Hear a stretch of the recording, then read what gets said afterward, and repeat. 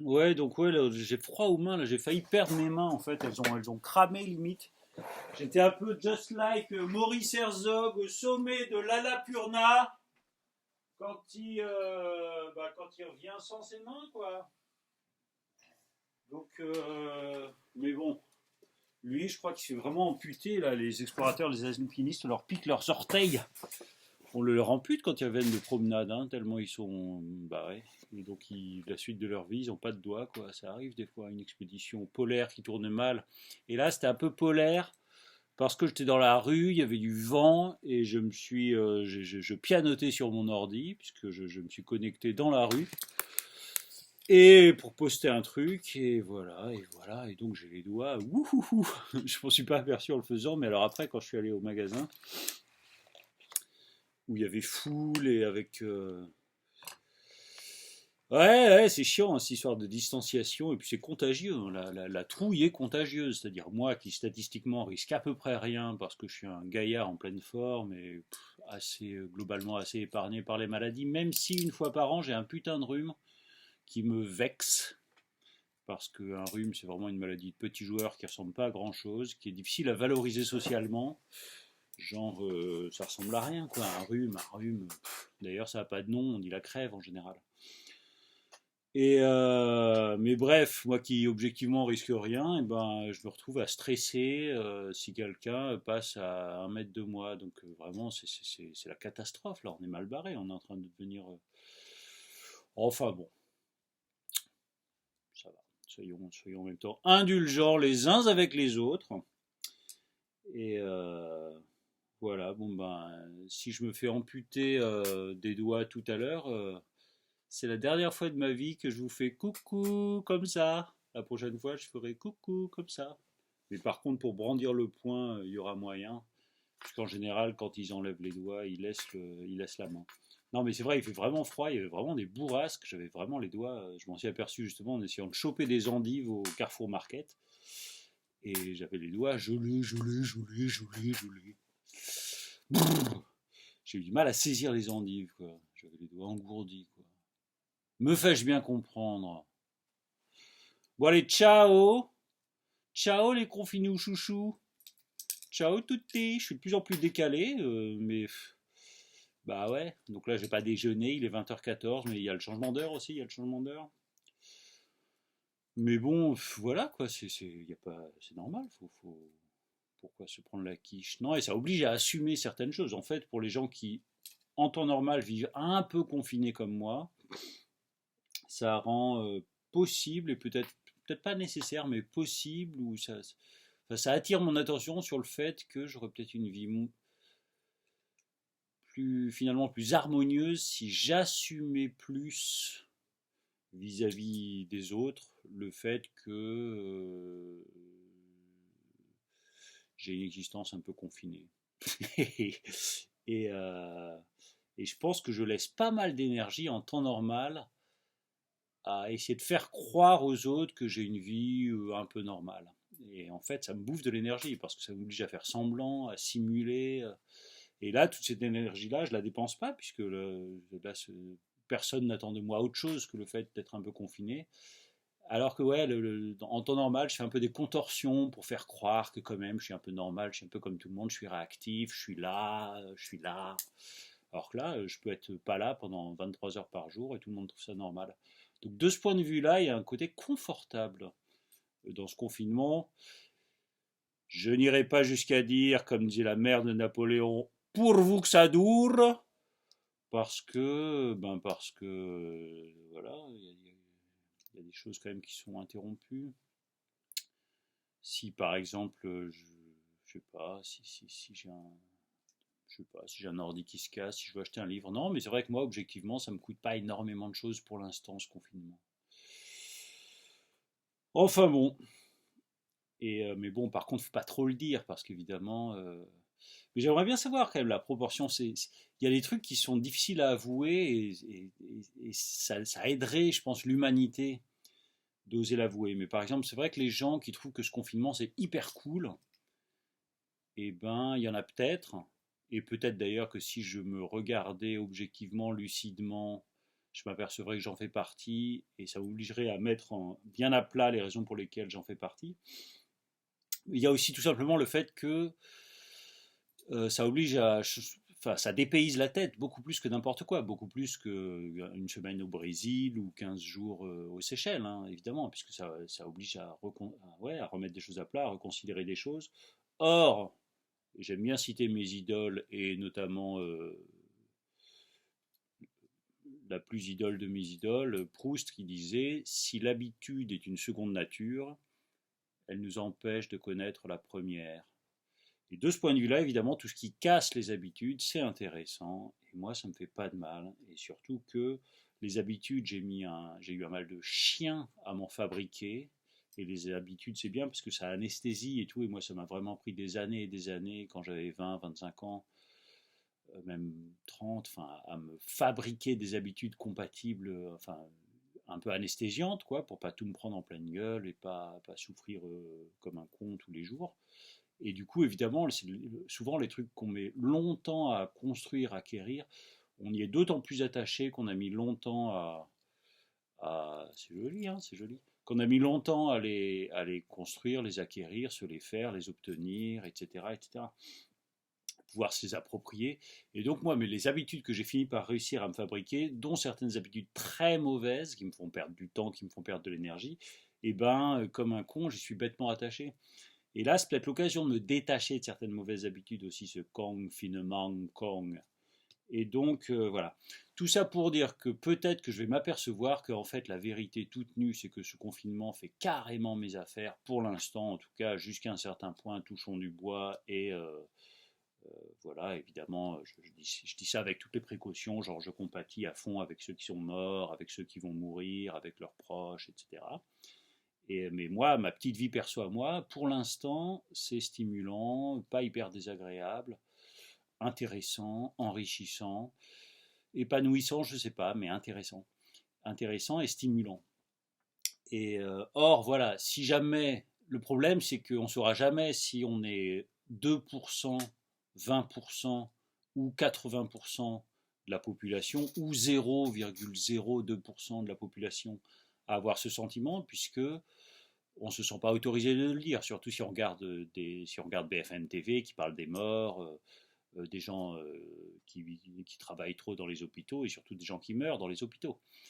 Donc voilà, puisqu'évidemment j'ai un peu regardé la télé, alors pas aujourd'hui, pas hier, mais avant-hier, évidemment ça marche du tonnerre, c'est comme un thriller, BFM TV en boucle.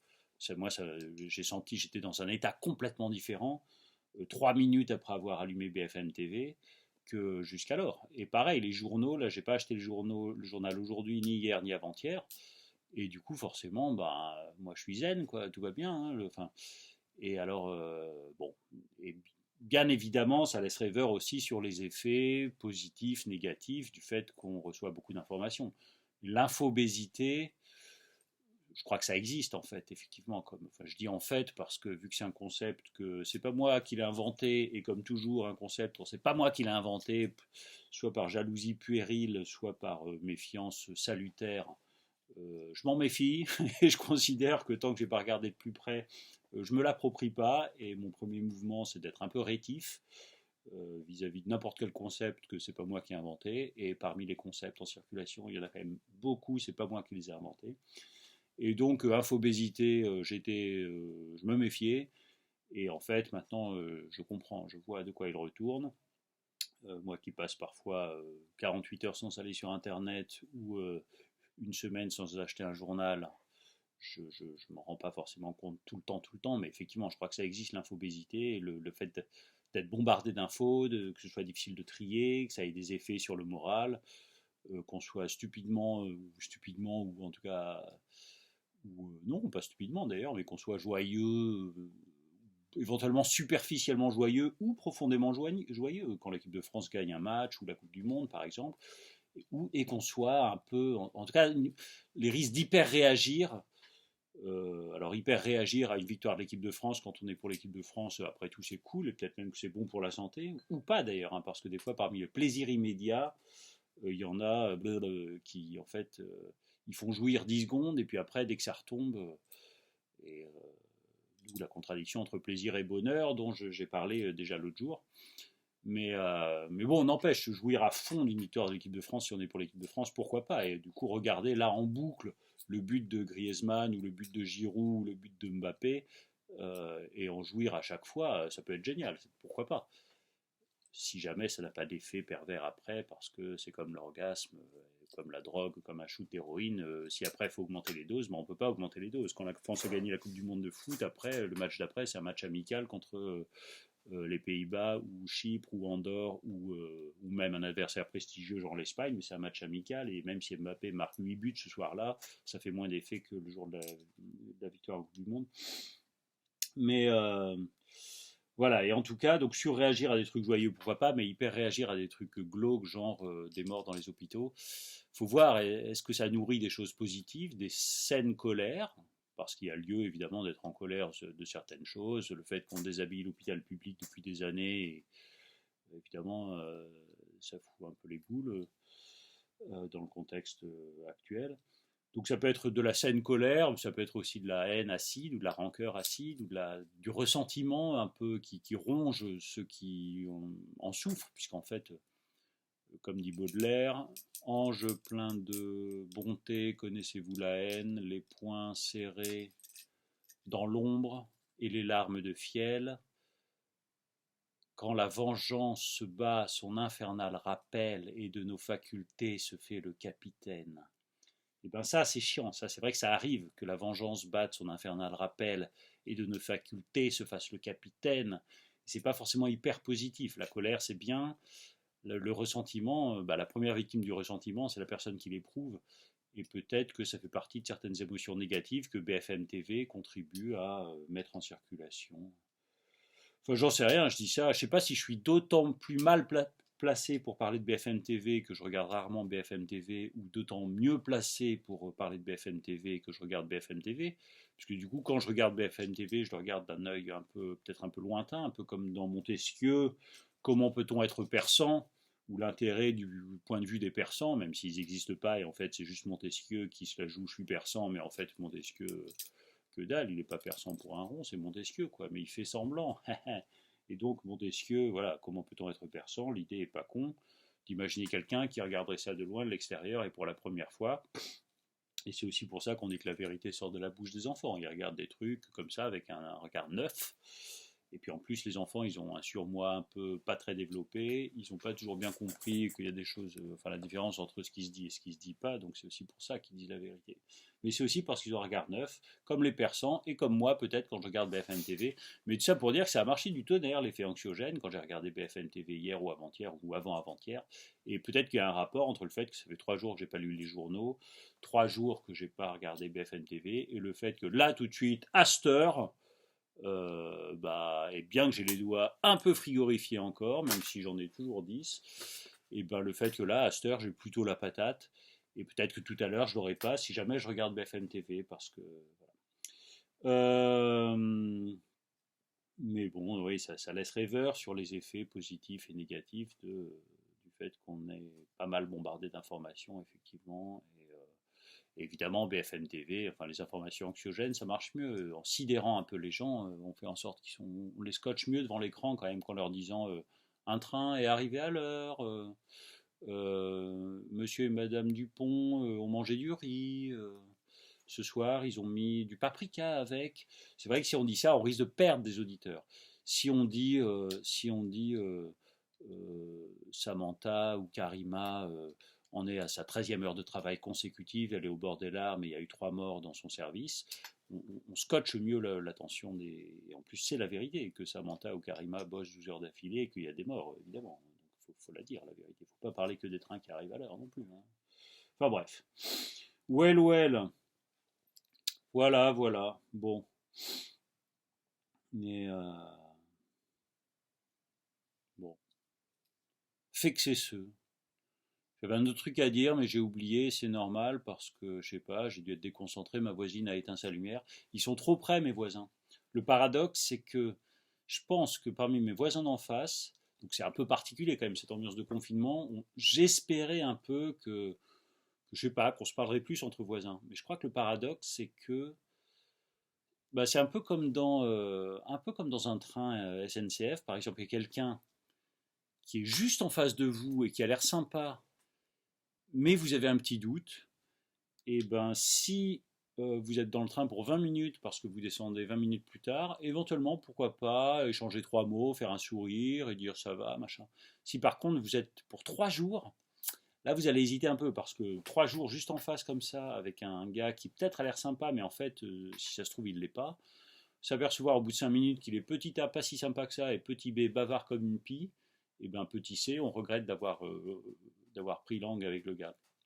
Et donc c'est un peu ce qui se passe à mon avis avec mes voisins. Ils sont trop près, là la cour est toute petite. Donc ils sont à 6 mètres, 8 mètres. Et ma voisine qui a l'air hyper sympa, et je l'ai croisée un jour sur le trottoir, elle m'a fait un grand smile, j'étais tout content. Et ben là, c'est plutôt genre, si jamais je suis à la fenêtre, et ben pof, elle éteint, elle ferme, elle se cache, elle met les rideaux, machin, tout ça. Et ce qui se comprend, parce que si jamais je suis petit A, pas si sympa que ça, et petit B, bavard comme une pie, elle est dans la merde, vu qu'elle est à sa fenêtre et à 6 mètres de la mienne. Enfin bref, tout ça pour dire qu'il ne se passe pas grand-chose entre mes voisins et moi, là, depuis ce début du confinement, et c'est peut-être dommage, et c'est peut-être triste, mais c'est la vie, on ne peut pas toujours avoir ce qu'on veut, voilà. Donc, et puis bon, voilà, comme ça me laisse le temps de vous raconter des trucs, hein. Voilà, quoi. Et puis, bon, il y a le bruit. Alors mes voisins là à côté, tout se passe bien. J'entends des rires, ils ont pas l'air de se taper dessus. Ils ont pas l'air de. C'est une famille dans un logement assez petit. Enfin, il y a 2 enfants, je crois. Enfin, il y a 2 enfants. Il y a une chambre pour le couple et une chambre pour le gamin qui est de moins en moins un gamin, qui va pas tarder à être, qui est presque un pré-ado. Et je crois qu'il y a un petit gamin aussi tout petit. Alors lui, je sais pas où il dort, dans le salon ou dans la chambre avec les parents, ou les parents dorment dans le salon. Je crois que c'est à peu près ça la configuration des lieux. Et alors, ils ont l'air, alors ça veut rien dire, ça prouve rien, mais ils ont l'air joviaux. Enfin, ça, et là, ça a l'air de bien se passer ce confinement. En tout cas, j'entends pas d'engueulade, j'entends des rires. C'est pas une preuve, hein, mais en tout cas, bon, j'ai pas de quoi appeler le 17 pour 4 femmes battues. Et en tout cas, tant mieux, c'est cool. Et ça me fait plaisir. Et, euh, Et voilà, et je commence à avoir faim. C'est pas du tout que mon corps a besoin d'être nourri, hein. Je crois que c'est vraiment l'horloge interne qui fait qu'on salive et qu'on a le ventre qui gargouille, même quand on a besoin de rien. Mais du coup, je vais aller bouffer des endives. Je me suis ruiné. Elles sont hyper chères, les endives à Carrefour Market. Mais bon, voilà, genre 5 euros le kilo. Je me suis pas découragé, mais j'en ai pris 3 et j'ai mieux compris pourquoi hier, quand j'en ai acheté 4, j'en avais eu surtout que j'avais pris des grosses. Enfin bon, les endives, j'aime bien les endives, c'est un peu mon péché mignon et ça me rappelle une fois, j'ai lu dans Gala ou dans Closer ou dans Voici que, d'après Michel Drucker, un des secrets de sa bonne forme, c'est qu'il aime les endives. Sacré Michel, parce qu'il est plutôt jeune, Michel Drucker, et il est en pleine forme. À mon avis, son secret, c'est tout simplement qu'il est pété de thunes et qu'il a un boulot cool. Donc, c'est-à-dire un boulot où sûrement il a beaucoup de boulot, mais hyper valorisant, hyper fortifiant, hyper roboratif, hyper épanouissant, où il s'exprime. Et il a de quoi s'acheter des endives, certes, mais à mon avis aussi tout le reste. Donc, bah, un grand bien lui fasse, Michel, grand bien te fasse. Et ça faisait longtemps que j'avais pas pensé à Michel Drucker. Vous me faites dire des conneries et penser à des conneries, quoi. Sacré vous autres et sacré Michel Drucker. Et, euh, et voilà. Et c'est peut-être aussi ce qui m'a déconcentré tout à l'heure, le fait que mon téléphone, il me dit que j'ai reçu un message, mais, euh, mais il me dit pas quoi, parce que comme j'ai un vieux téléphone, je vois que mon téléphone me dit je voudrais pouvoir recevoir un message, il faut que j'efface des messages pour pouvoir recevoir le message dont je sais que je l'ai reçu, mais que je ne peux pas lire. Tant que je n'ai pas vidé la messagerie de mes vieux messages, et tous mes vieux messages sont vachement mignons, attendrissants, joyeux ou intéressants, et donc c'est dur de virer des vieux messages, mais bon, je m'y efforce, je m'y efforce, je m'y efforce, je m'y efforce, je m'y efforce. Ça fait chier qu'il fasse froid, vivement qu'il fasse chaud, vivement qu'il fasse beau et chaud comme dans la contrepétrie belge, vivement qu'il fasse chaud et beau comme dans la contrepétrie belge. Il fait beau et chaud, il fait chaud et beau, il fait chaud et beau, il fait beau et chaud. Well, bon ben confinez-vous bien, confinons-nous bien. Et c'est le moment de penser à notre ami Hubert Félix Thieffen et à sa fameuse chanson Le cancan confinement, ça dure un petit peu longtemps, tout en restant bien chez soi, on dévore du chocolat. Tous avec moi. Le cancan confinement, ça dure un petit peu longtemps, tout en restant bien chez soi, on grignote du chocolat.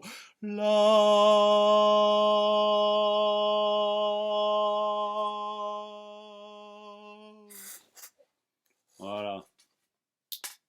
Et voilà. Merci Hubert Félix Thieffen. Hubert Félix, c'est pas son vrai prénom. Son vrai prénom, c'est Hubert, et Félix, c'est son deuxième prénom. Et il s'est dit, tiens, je vais m'appeler Hubert Félix Thieffen, parce qu'il pensait qu'il était un chanteur comique, et il trouvait ça comique, Hubert Félix Thieffen. Il avait des bretelles et une moustache, et il ne savait pas, il ne se connaissait pas sa verve poétique, ou il ne savait pas que ce qui accrocherait en public, ce serait sa verve poétique. C'est un message, c'est assez touchant comme, et illustratif du fait que les artistes, tous les artistes, à peu près tous les artistes, ou en tout cas c'est le public qui leur apprend ce qu'ils sont en fait, et c'est au contact du public qu'ils découvrent. Ils se croient drôles et ils découvrent qu'ils sont profonds, ou ils se croient profonds et ils découvrent qu'ils sont drôles, ou ils se croient ceci, ils découvrent qu'ils sont cela. Thieffen a découvert au contact de son public que c'était pas qu'il était plus un poète qu'un clown. Voilà, Hubert Félix Thieffen.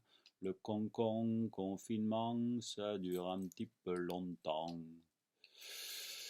Mais on dépense pas trop d'argent, on n'en gagne pas non plus tellement. Pendant le cancan confinement, la dure longtemps.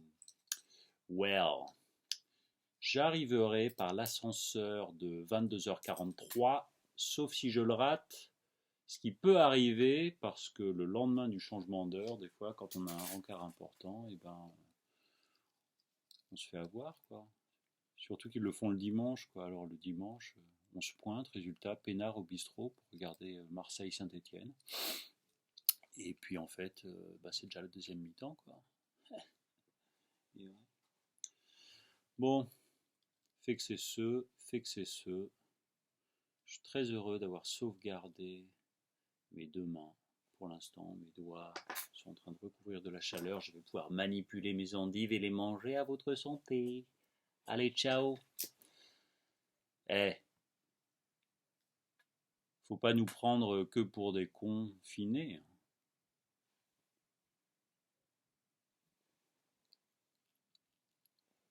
Au revoir. Au revoir. Au revoir. Au revoir. Ciao.